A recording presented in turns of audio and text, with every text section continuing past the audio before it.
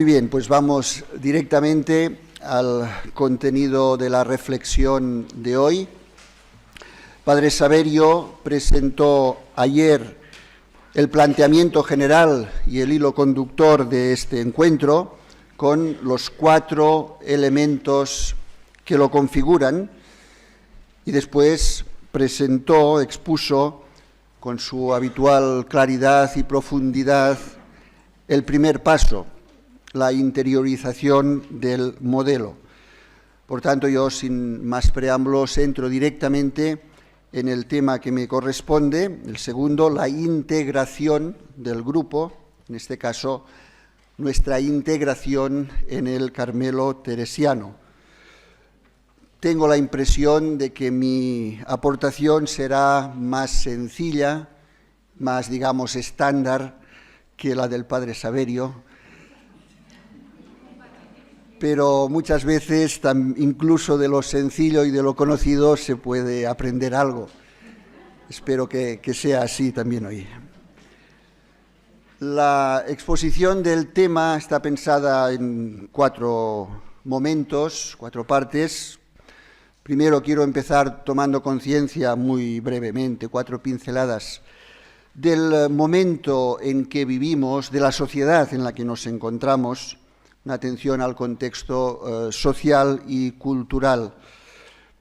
Seguidamente, un recordatorio del cambio que se ha producido en los últimos tiempos en la vida comunitaria dentro de la vida religiosa.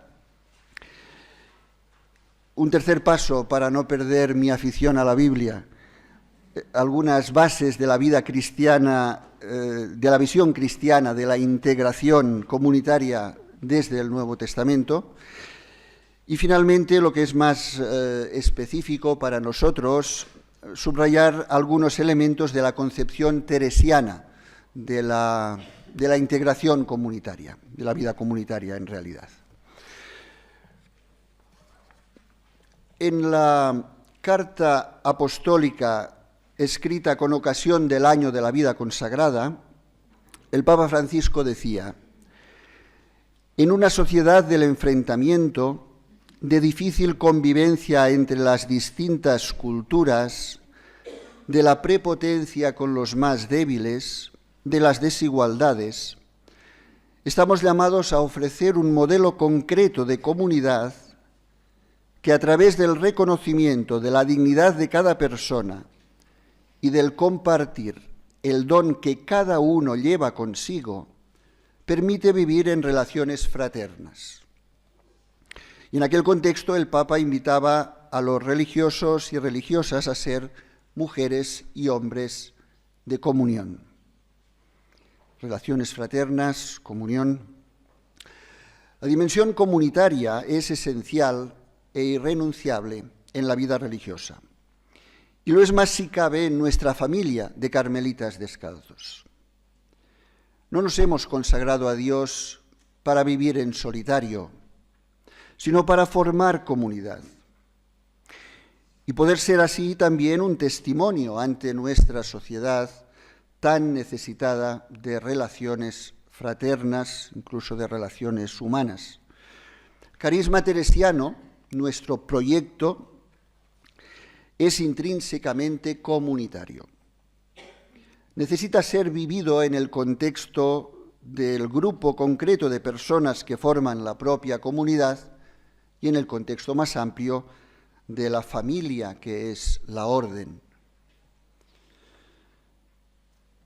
Hoy más que nunca conviene reflexionar sobre lo que supone para nosotros, en el contexto actual del mundo y de la Iglesia, formar parte de una comunidad y de una familia. Es decir, reflexionar sobre la integración en un grupo que persigue una finalidad determinada, finalidad que va mucho más allá de las necesidades o de los deseos individuales. Por tanto, como os decía, primer paso, una mirada muy rápida y, por tanto, también superficial al mundo en el que nos encontramos, podemos definirlo como un mundo en cambio constante. Es una sociedad líquida. En los últimos tiempos, elementos como la relación entre individuo y sociedad, el tipo de pertenencia a la colectividad o al grupo, las mismas relaciones interpersonales, han experimentado cambios profundos. En comparación con épocas pasadas, ha crecido en gran medida la conciencia individual y la valoración de la persona y de sus derechos. El reconocimiento de la dignidad y de la libertad individual ha ganado terreno, sobre todo en la sociedad occidental, también es verdad. Este proceso ha conllevado también un aumento del individualismo y del narcisismo, una disminución del sentido de pertenencia y de la conciencia colectiva. Más que la identificación con un grupo o una institución, más que la colaboración y la solidaridad, la sociedad actual fomenta la competitividad, fomenta la comparación con los demás, incluso la competencia, el deseo de tener más que el vecino. Creo que podríamos aplicar a nuestra sociedad y probablemente también a algunas de nuestras comunidades aquella frase ocurrente que dice: aquí cada uno va a lo suyo, menos yo, que voy a lo mío.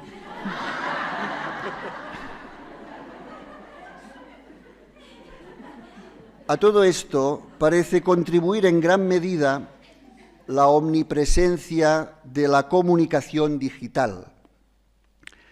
Nos encontramos decididamente en la era digital, que facilita la creación de nuevos vínculos, poniendo en relación a personas alejadas geográficamente y culturalmente entre sí.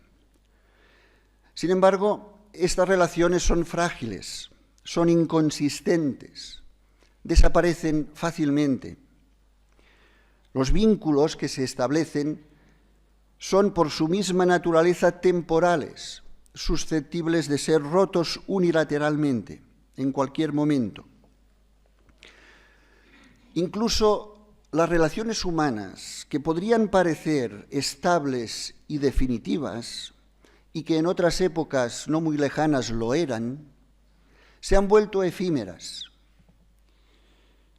Afirma Francesc Torralba, que algunas de vosotras conoceréis, teólogo, filósofo, pensador: si un vínculo humano que se ha elaborado con esfuerzo prolongado y sacrificio no produce una satisfacción inmediata, es rechazado y se llega a la conclusión de que no tiene sentido esforzarse por salvarlo.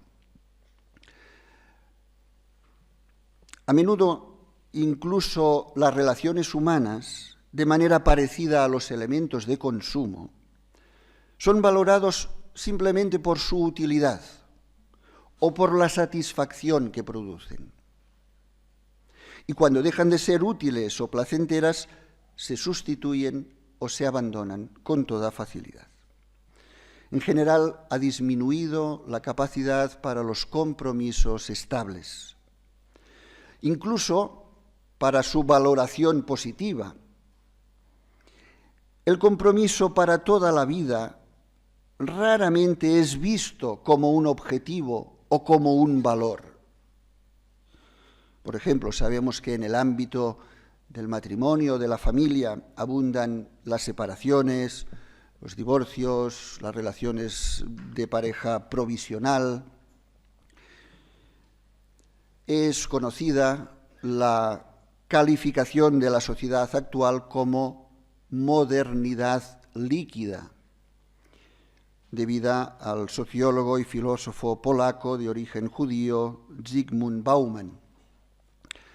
Vivimos efectivamente en una sociedad donde nada es permanente ni estable, todo cambia, todo fluye. De todas formas, tampoco es una grandísima novedad. Esto mismo ya lo decía el filósofo griego Heráclito en el siglo VI a.C.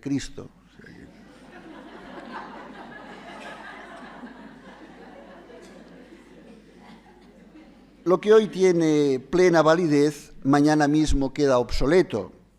Se vive a corto plazo, porque el largo plazo asusta. Da incluso miedo la posibilidad de comprometerse para toda la vida. Solo parece existir una certeza: todo está en flujo constante. Como decía, formamos parte de una sociedad digital, y esto influye mucho: Internet, móvil, correo electrónico, redes sociales. De los jóvenes se ha dicho que ya no usan las redes sociales, sino que viven en ellas. Y no solo los jóvenes, también algunos de edad más avanzada. Vivimos en red. Cada uno de nosotros constituye un punto que entra en múltiples relaciones con otros puntos. Relaciones que son, como decía, efímeras, que empiezan o terminan con un simple clic. El concepto de la amistad, por ejemplo, ¿cómo ha cambiado? Ahora los que conocéis, y hay más de una aquí, el mundo de Facebook, sabéis que es muy fácil y muy rápido tener 500 amigos. Pero es una amistad que cuando uno se cansa hace clic y se acabó, desapareció. Algunos pensadores actuales ofrecen una visión muy crítica de esta era digital. El filósofo alemán de origen coreano, Byung-Chul Han, se refiere a la sociedad moderna como el enjambre digital, que consta de individuos cercanos pero aislados. Dice él: los individuos que se unen en un enjambre digital no desarrollan ningún nosotros. Es una multitud sin interioridad, un conjunto sin interioridad, sin alma o espíritu. Él constata la creciente tendencia al egoísmo y a la atomización de la sociedad. Esto hace que se encojan de forma radical los espacios para la acción común. Y asegura que por la eficiencia y comodidad de la comunicación digital, evitamos cada vez más el contacto directo con las personas reales. Es más, con lo real en general, puesto que el medio digital nos aleja cada vez más del otro.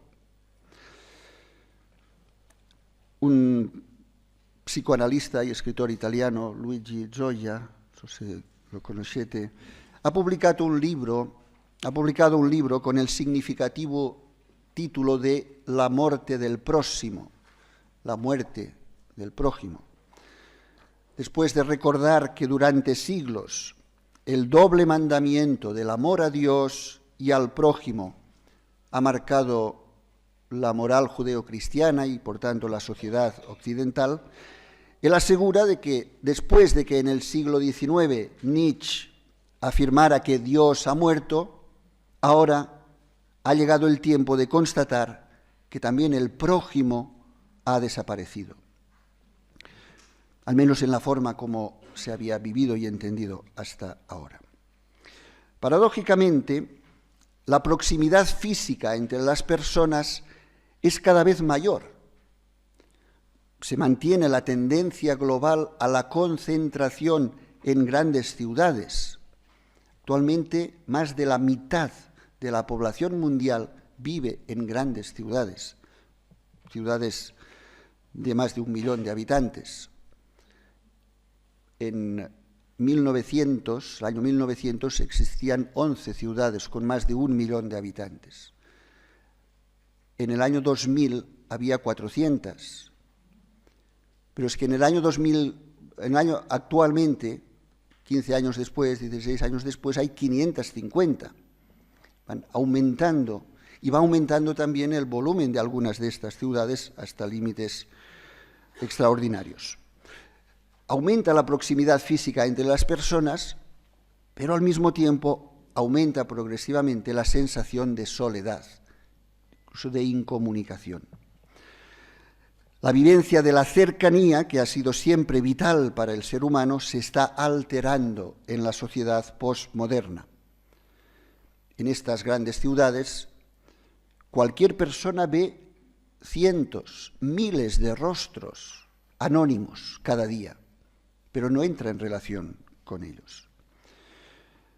Gracias a la tecnología, además, entramos fácilmente en relación con multitud de personas lejanas. Y, sin embargo, precisamente este aumento desproporcionado de relaciones las convierte en superficiales y distantes. Y la verdad es que todo el mundo necesita para su salud mental, emocional y social vínculos sólidos. Bien, es algo que merecería, lógicamente, un análisis muy detallado, pero simplemente estas pinceladas para recordar la realidad en la que nos encontramos, el contexto en el que vivimos. Os decía un segundo elemento que me parece interesante para reflexionar sobre nuestra integración, es la evolución que ha sufrido la vida religiosa en estos últimos tiempos, en este aspecto de la relación comunitaria. También a la vida religiosa ha llegado la atención a cada uno, el respeto y la valoración de la persona, la búsqueda de la autonomía y de la realización individual. Y también se ha hecho presente en ella el individualismo y el egocentrismo. Religiosos que buscan en primer lugar su autorrealización, su propio bienestar, sin preocuparse por los demás ni pensar en un proyecto comunitario. Para simplificarlo, hago referencia a un artículo del marianista José María Arnaiz que resume el proceso de las últimas décadas en tres momentos, en tres etapas. Primero, durante un largo periodo de tiempo, dice él, la vida comunitaria era estar juntos y tener actos comunes, observancia total de horarios y fidelidad a las prescripciones comunes a diferentes niveles. La oración, comida, trabajo y recreos se tenían en común. El superior mandaba y daba órdenes. Dentro de este marco había poco espacio para la autonomía y las necesidades personales. Se acentuaba la renuncia a los derechos personales en función de la vida común. El valor comunitario se manifestaba en la observancia formal del horario, de los actos comunes. Este estilo de vida, basado en la sumisión, comportaba ciertamente una disminución de la libertad y de la responsabilidad personal. Y suponía incluso, podríamos decir, una deshumanización de la vida consagrada, que no facilitaba el crecimiento, la maduración de la persona. Segunda etapa, poco a poco, el descubrimiento de los valores personales de autoconciencia, subjetividad, riqueza propia de cada persona humana, la valoración de la responsabilidad personal y de la vocación y el proyecto personales de vida, el discernimiento. Todo esto produce un serio cuestionamiento de la vida religiosa tradicional. A partir de aquel momento, podemos situarlo para entendernos alrededor del Concilio Vaticano II, se creó un predominio de los aspectos personales sobre los comunitarios. Dice Arnaiz, describiendo esta etapa, uno manda y apenas es mandado. Uno decide y no se permite que decidan por uno, al menos sin consultarle. Este cambio ha sido fruto también de la influencia de la filosofía existencialista y del personalismo y de esta cultura posmoderna de la que hablaba antes. Este nuevo planteamiento ha traído, por una parte, consecuencias positivas para los religiosos y para las comunidades, obviamente. Cada persona ha ido asumiendo su propia responsabilidad para ejercerla desde la libertad. Sin embargo, la búsqueda frecuente de la autorrealización y de la afirmación individual ha acentuado también el egoísmo y el individualismo, con la consiguiente pérdida del sentido social y comunitario. En no pocos casos, con este modo de proceder, se pierde también el sentido de pertenencia. Se rompen los canales de comunicación vital y de vinculaciones reales. Cito también a otra persona que quizá conocéis, el jesuita Gavino Uribarri, que comenta: ciertamente el individualismo, en cuanto que refleja una valoración positiva de la persona humana, de sus dones, de sus cualidades, contiene elementos positivos. Ahora bien, si cada uno se pone en el centro y se afirma a sí mismo, no hay modo de construir algo conjunto, común, comunitario. Y aquí nos encontramos, añade, con un arte muy difícil de conjugar: respeto a las diferencias, la paciencia con los procesos personales y el hecho inapelable de la llamada común, según un carisma compartido, con una misión global única, en un estilo y modo común de seguimiento, que incluye entre sus componentes la vida fraterna y su cultivo. Y esta sería la tercera etapa en la que, según Arnaiz, se ha entrado. El momento dialéctico, dice él, al momento dialéctico de la valoración del elemento personal sucede un redescubrimiento del elemento comunitario, lugar donde se llega a ser hermanos. No se trata de una vuelta sin más al primer momento, ni tampoco al segundo. Supone el descubrimiento del momento comunitario y del momento personal, y alcanzar una integración y complementación de ambos. Como digo, esta sería la etapa en la que se supone que nos encontramos ahora, con dudas y con incertidumbres, con búsquedas y fracasos, con el deseo de llegar a una síntesis entre personal y comunitario que sea adecuada a nuestro tiempo y que resulte fructífera. Este reencuentro supone una nueva manera de ver y de vivir lo comunitario, de forma personal, existencial, bien asumida e integrada, y de vivir lo personal de un modo maduro, lo que implica la incorporación de la intersubjetividad, de las exigencias y derechos de los demás y de las obligaciones de cada uno de nosotros. La vida comunitaria, así entendida, se convierte en un espacio que afirma la pluralidad en la unidad. Quizá lo que aquí se señala es más un ideal para el futuro inmediato que la realidad del momento presente. En cualquier caso, resulta indispensable avanzar en esta línea. Como señala el mismo Arnaiz, ser persona es poder relacionarse con otros y encontrar su realización de comunión con otros. La vida religiosa tiene sus elementos propios para vivir la vida comunitaria y la comunicación con los demás. Tiene sus mecanismos concretos para superar el individualismo. A veces se ha caricaturizado esta forma de vida, la vida religiosa en comunidad, diciendo, famosa frase, que la integran gente que se juntan sin conocerse, viven sin amarse y mueren sin llorarse. Sin embargo, bien vivida, este modo de realización humana da mucho espacio e importancia a la interacción, al afecto, a la buena comunicación. La vida comunitaria es para los religiosos lugar de manifestación del espíritu, y este habla de un modo único, original, en el proceso de verdadera comunión entre los hermanos.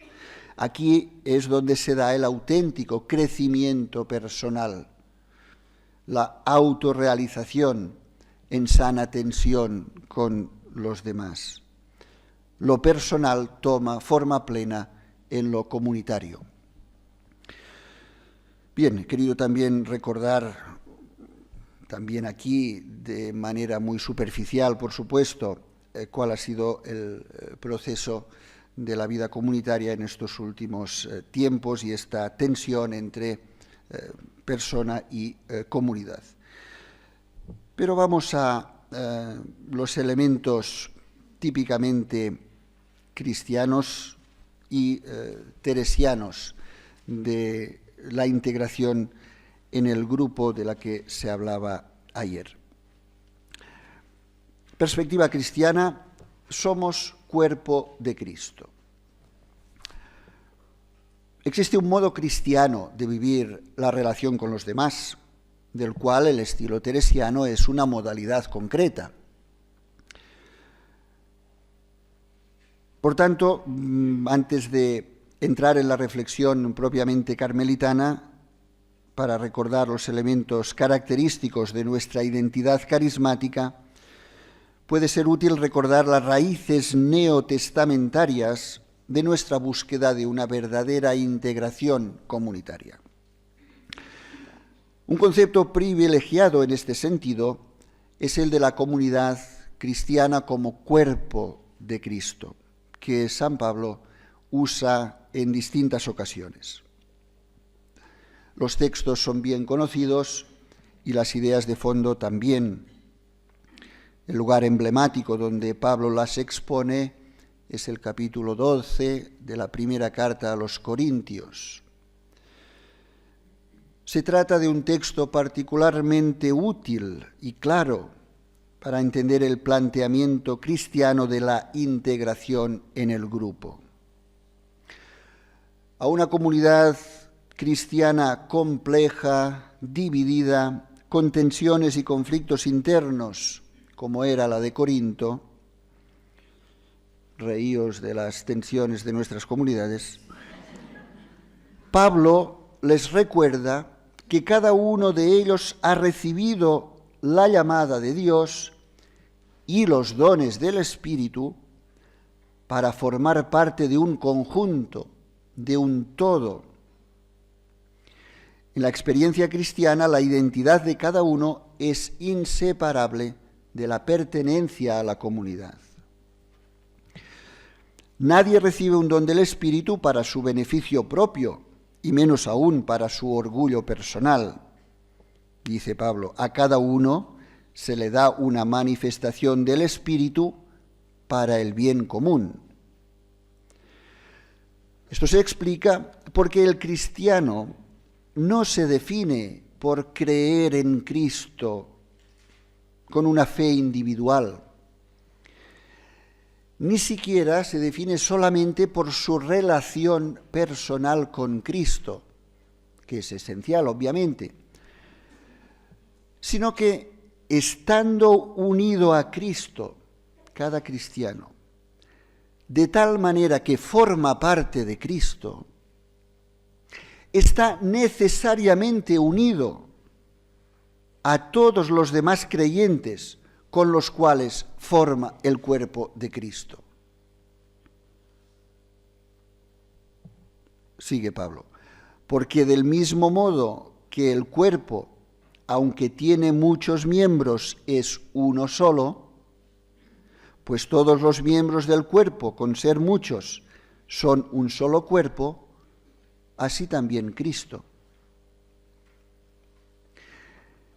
El cristiano es miembro del cuerpo de Cristo y no puede vivir al margen del cuerpo, que está formado por todos los que comparten la unión con Cristo que les da vida. Cada uno ocupa su lugar y su función en el cuerpo. Y sin esta condición, ningún cristiano tiene vida. Como no tendría vida ningún miembro del cuerpo separado del resto. Aunque el pie dijera, como yo no soy mano, no pertenezco al cuerpo, no por eso dejaría de pertenecer al cuerpo. Aunque la oreja dijera, como no soy ojo, no pertenezco al cuerpo, no por eso dejaría de pertenecer al cuerpo. Parece elemental, pero a menudo lo olvidamos. El individualismo entre los cristianos no es que sea simplemente negativo o que sea inaceptable, sino que para quien lo practica, para quien vive de modo individualista, supone la pérdida de la propia identidad cristiana, supone la muerte. Por otra parte, de la compenetración y de la colaboración de todos, cada uno en el lugar que le corresponde, depende el buen funcionamiento del conjunto y, por tanto, el bien de todos en general y de cada uno en particular. Es la lógica intrínseca del cuerpo, dice Pablo. El ojo no puede decirle a la mano, no te necesito, ni tampoco la cabeza a los pies, no os necesito. Nadie es superfluo, nadie sobra. Dice también Pablo, muy al contrario, los miembros del cuerpo que parecen más débiles son indispensables. No hay que olvidar nunca que en la visión cristiana los pequeños, los débiles, los pobres, los que el mundo no considera, son los primeros. En la comunidad cristiana nadie puede permanecer indiferente ante la situación de los demás. La situación de cada uno afecta a todos. Y así, si un miembro sufre, todos los demás padecen con él. Y si un miembro es honrado, todos los demás participan de su honor.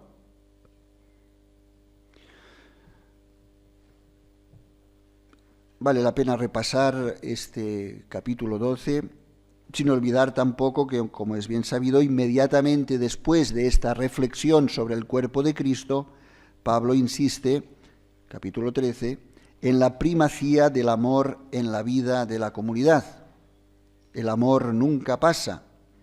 Ahora quedan fe, esperanza, amor, estos tres, pero el mayor de ellos es el amor. Este capítulo 13 que también el Papa Francisco comenta en Amoris Laetitia. O también se podría repasar el texto casi paralelo del capítulo 12 de la carta a los romanos. Pablo retoma esta imagen del cuerpo y allí casi diría saca consecuencias concretas para la vida comunitaria, donde cada uno debe ejercer al servicio de los demás, debe ejercitar los dones que ha recibido. Dice, si es el don de servir, que sirva, si el de enseñar, que enseñe, si el de exhortar, que exhorte. Las capacidades de cada uno puestas al servicio de todos, siempre con el amor como actitud fundamental. Amaos cordialmente los unos a los otros, con el cálido afecto de hermanos. Bien, así pues, la comunidad cristiana no es una mera yuxtaposición de personas que viven un mismo ideal y se ayudan mutuamente, o que simplemente comparten unas mismas aficiones, qué sé yo, como una sociedad filatélica, o un sindicato de trabajadores, o una peña barcelonista, o madridista, es igual, por acaso. La comunidad cristiana es un cuerpo donde cada uno, cada miembro, colabora con la marcha del conjunto. Si uno de los miembros, por pequeño que sea, está mal, no se encuentra bien, todo el cuerpo se siente mal. Si me duele, aunque sea el dedo más pequeño del pie, si me duele mucho, no me sentiré bien yo. No es un problema del dedo, será un problema mío. No podré caminar, no podré pensar, no podré trabajar. El documento del capítulo general del año pasado, Es tiempo de caminar, usa el ejemplo de la orquesta, que también es sugerente. Dice, la calidad de una orquesta será tanto más alta cuanto cada intérprete acepte su labor en la misma, siguiendo siempre las indicaciones del director.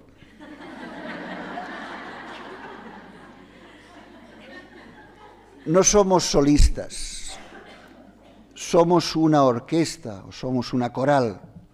Si un instrumento no sigue el ritmo de todos, el concierto no suena bien. Si una voz desafina, si canto yo, por ejemplo, el canto no será armonioso. Y todo ello sin olvidar, por supuesto, que somos una comunidad de pecadores, no de perfectos. Nos aceptamos unos a otros con nuestras cualidades y defectos y nos ayudamos mutuamente a acercarnos a nuestro ideal de vida. Somos, por tanto, un cuerpo, ya lo somos como cristianos, como comunidad cristiana.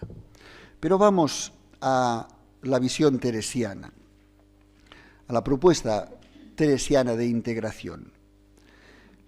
Carisma teresiano es fuertemente comunitario, como decía al principio y como sabemos bien. En los primeros capítulos del Camino de Perfección, Teresa suele usar la expresión nos juntó el Señor. Dice mucho para este fin, pero del fin ya hablará mañana Rafa. Fijémonos ahora en el nos juntó el Señor. Ella se refiere al grupo inicial de San José, ayudadme a suplicar esto al Señor, que para eso os juntó aquí, tornando a lo principal para lo que el Señor nos juntó en esta casa. Tal, pensad que no hacéis ni cumplís el fin para que aquí os juntó el Señor, etcétera. Lo va repitiendo. Las carmelitas descalzas constituyen un grupo reunido por Dios que las ha llamado a vivir en comunidad para compartir la vida y para trabajar unidas por un objetivo común. La vocación al Carmelo teresiano incluye, por tanto, la dimensión comunitaria del carisma y de la misión. Ayer se hacía referencia a vuestras constituciones, sobre todo los primeros números.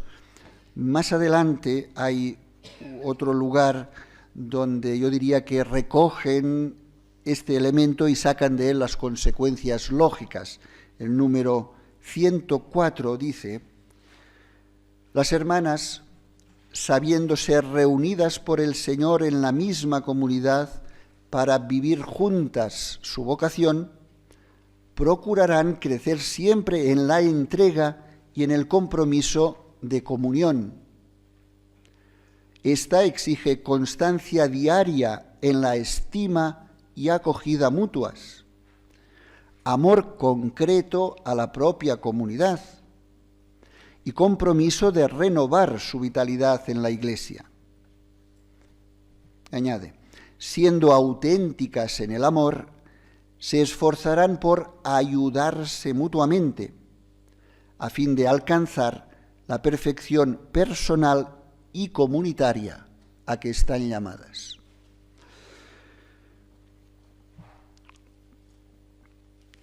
La comunidad teresiana tiene unas características concretas. Por ejemplo, Teresa quiere comunidades pequeñas para que sean verdaderas fraternidades, donde todas se conozcan, se amen y se ayudan.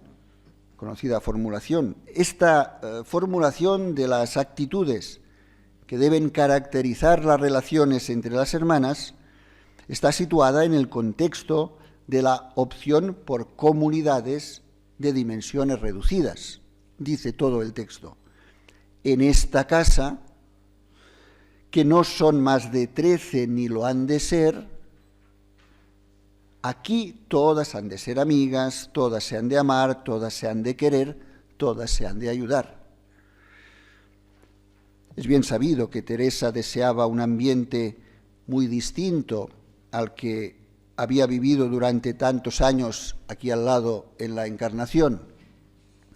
Un monasterio grandioso, con 100 y tantas monjas, diferencias sociales y económicas entre ellas, donde resultaba imposible no ya una relación cercana entre todas, sino incluso el conocimiento personal de cada una. Podemos imaginarnos lo que era la vida en la Encarnación con la experiencia de estos días. Imaginaos vivir siempre una comunidad así.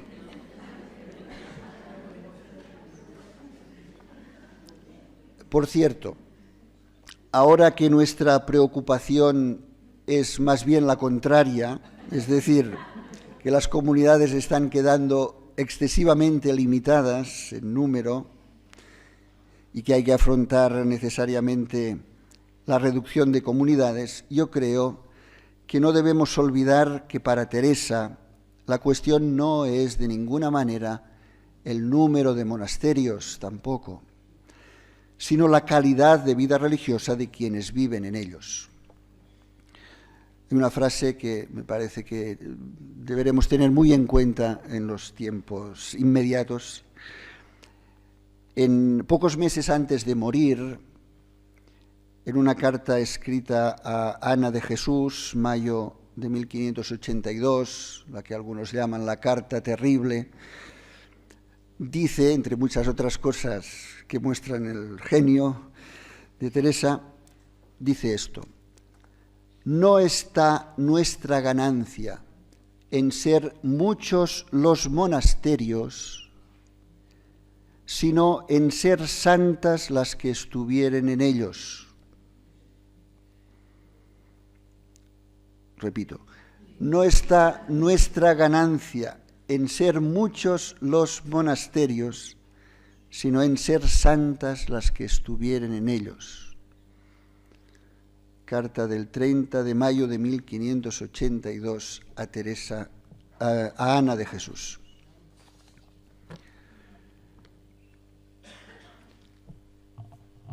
Otro elemento obvio, conocido, elemental. La característica fundamental de la comunidad teresiana, lo que la mantiene unida, lo que le da su misma razón de ser, es el amor. Acá, solas estas dos que nos pide el Señor, amor de su majestad y del prójimo, es en lo que hemos de trabajar. Guardándolas con perfección, hacemos su voluntad y así estaremos unidos con Él. Creo que no hace falta entretenerse en este elemento, suficientemente repetido, conocido, quizá incluso vivido. Basta solo recordar aquí que Teresa, después de resumir toda la voluntad de Dios en el amor a Él y al prójimo, inmediatamente añade, también lo sabemos perfectamente, la más cierta señal que a mi parecer hay de si guardamos estas dos cosas es guardando bien la del amor del prójimo. Porque si amamos a Dios no se puede saber, aunque hay indicios grandes para entender que le amamos, mas el amor del prójimo sí.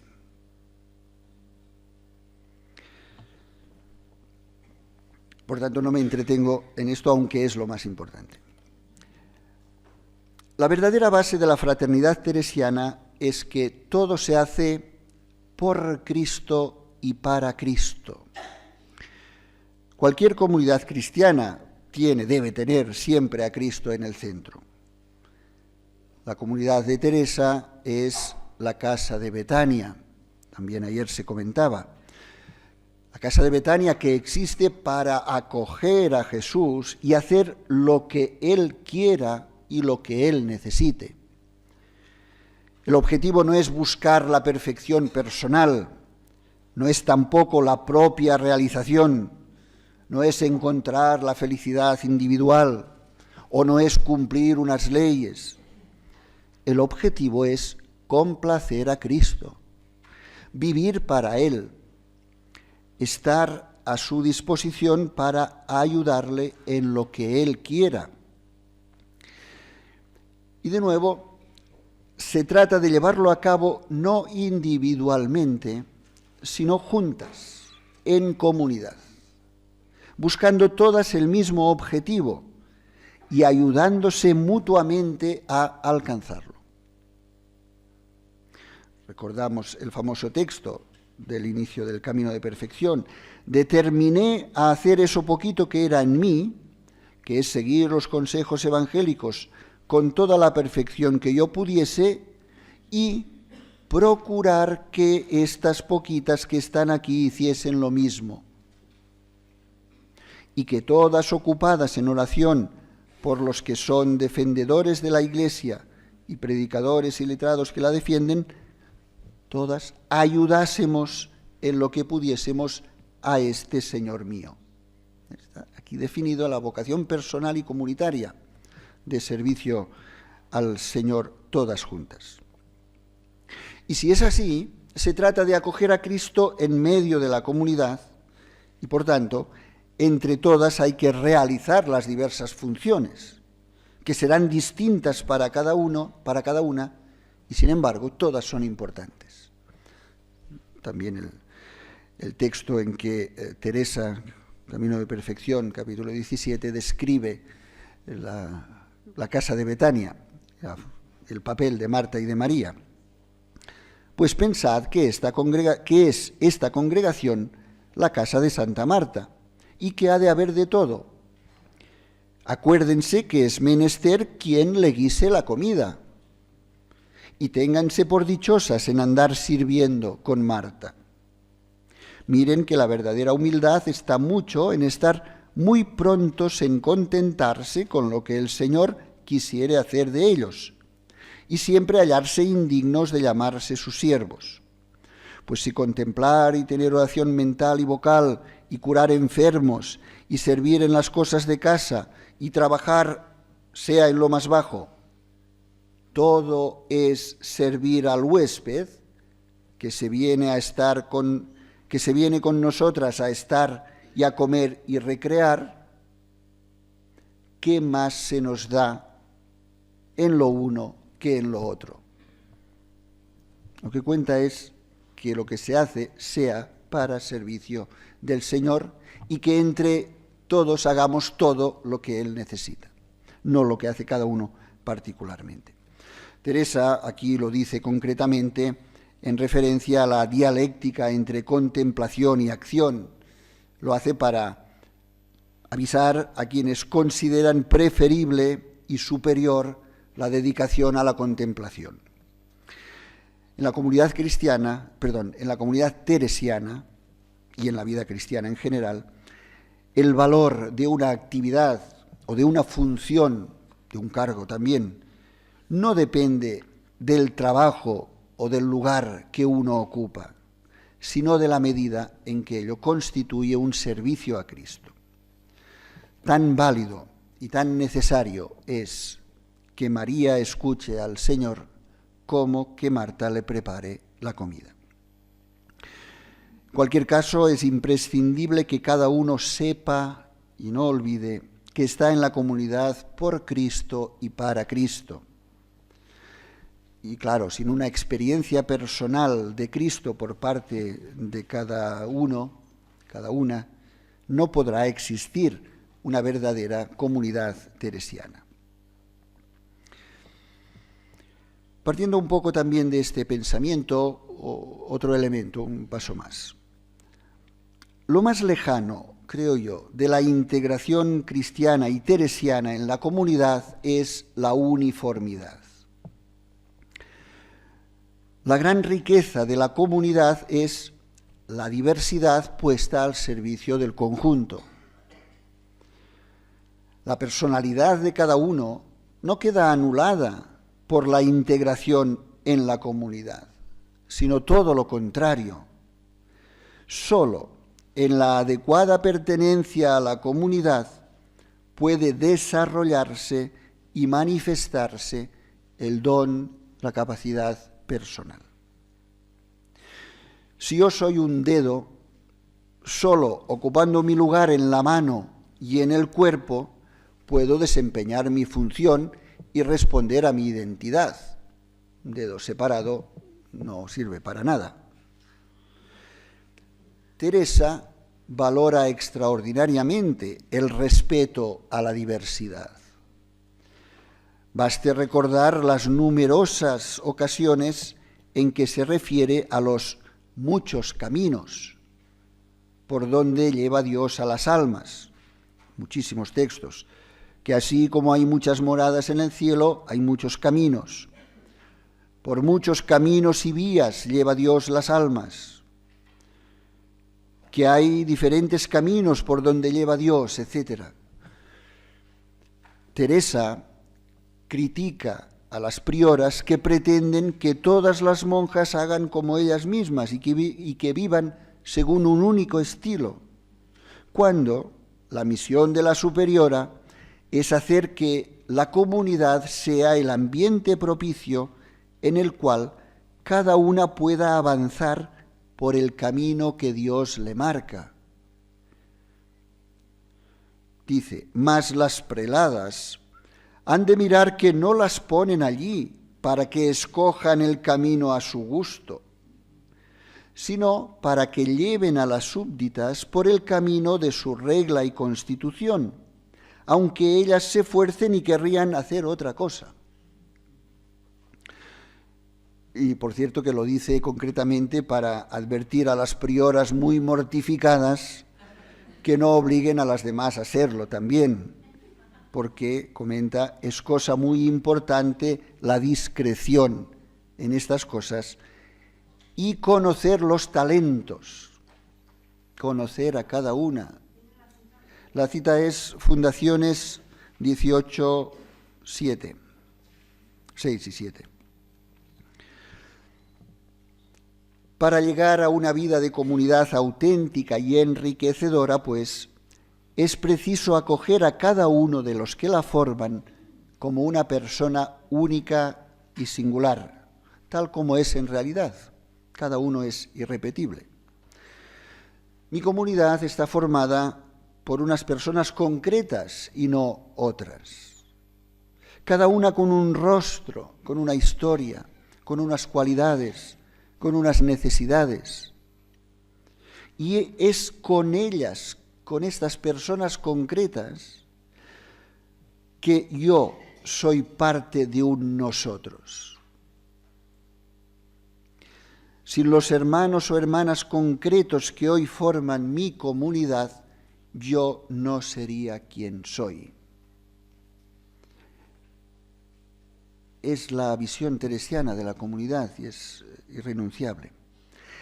La comunidad, eso sí, no puede ser una yuxtaposición de yos, puestos uno al lado del otro. No puede ser una suma de proyectos personales. Tiene que llegar a ser efectivamente un nosotros. La comunidad está formada por personas concretas, jóvenes, mayores, algunas con buena salud, otras con limitaciones físicas o químicas. Pero la calidad de un religioso no depende de su eficacia o de su utilidad. Un religioso mayor y jubilado es tan religioso, es tan miembro de la comunidad como uno joven y activo. No somos una empresa comercial que valore su estado por los resultados o por la eficacia. No lo olvidemos tampoco. Ya no falta tanto, ¿no? Pensando en el tipo de integración comunitaria que es característico de la vida religiosa, hay que tener en cuenta asimismo el consejo evangélico de la obediencia. Es lógico. Como sabemos, la obediencia no significa sacrificar la propia libertad y someterse al arbitrio de otra persona, sino que es ponerse totalmente al servicio de Dios y de los demás, empezando por la propia comunidad. En este sentido, recuerdo simplemente lo que dicen vuestras constituciones. Recogiendo el vocabulario teresiano, afirman: a imitación de su esposo, el siervo de Yahvé, las monjas aceptarán hacerse esclavas de Dios, señaladas con su hierro que es el de la cruz, para estar espiritualmente al servicio de todos los hermanos en Cristo y concretamente a disposición de la comunidad y de cada hermana en particular. Interesante. O bien, si queréis, lo que decían las propias constituciones de Santa Teresa, que sitúan el foco, si lo entiendo bien, en la actitud de servicio a las hermanas, tanto por parte de la priora como de cada una de las religiosas, y que insisten en la atención a las necesidades de cada una, tener en cuenta lo que cada religiosa necesita. Dice así, la famosa y conocida frase al inicio: la tabla del barrer se comience desde la madre priora, para que en todo dé buen ejemplo. Aunque ayer decíais que quizá esto ahora se hace demasiado y que habría que dejar más libre a la priora de este tipo de trabajos, no lo sé. Sigue Teresa. Téngase mucha cuenta con las que tuvieren oficios de ropera y provisora, provean a las hermanas con caridad, así en el mantenimiento como en todo lo demás. No se haga más con la priora y antiguas que con las demás, como manda la regla, sino atentas las necesidades y las edades, y más a la necesidad, porque algunas veces habrá más edad y tendrán menos necesidad. En ser esto general haya mucho miramiento, porque conviene por muchas cosas. La atención a cada persona concreta, a sus características y sobre todo a sus necesidades. Bien, aquí cabría reflexionar sobre la concepción de la autoridad desde el Evangelio, la teología de la vida religiosa, el pensamiento de Santa Teresa.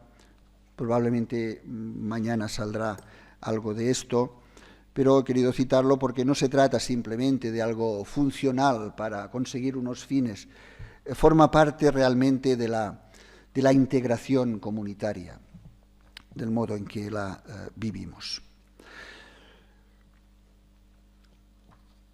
Un último, muy breve pensamiento. Para que exista y funcione la comunidad, hay que asumir una responsabilidad personal. Es ineludible, no se puede descargar la responsabilidad en los demás.